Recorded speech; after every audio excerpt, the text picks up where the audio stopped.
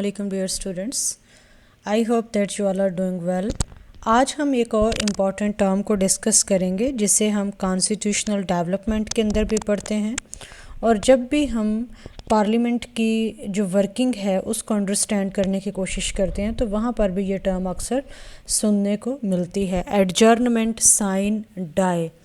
Adjournment sine die Latin language का word है जिसकी इंग्लिश ट्रांसलेशन है विदाउट डे, गैर मुअय्यना मुद्दत के लिए मुलतवी करना, यानी एक सेशन या मीटिंग या किसी केस की अगर कोई हेयरिंग चल रही है तो उसे मुलतवी कर देना, उसे एडजर्न कर देना, लेकिन ये डिसाइड ना करना कि नेक्स्ट उसकी हेयरिंग, उसकी मीटिंग या सेशन कब होगा।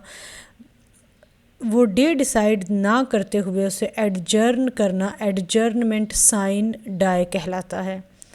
जैसा कि स्क्रीन पर लिखा हुआ आपको नज़र आ रहा है, without assigning a day for a further meeting और hearing.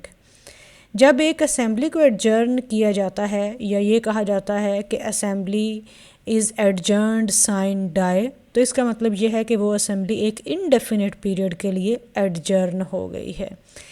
A legislative body adjourns sine die when it adjourns without appointing a day on which to appear or reassemble again।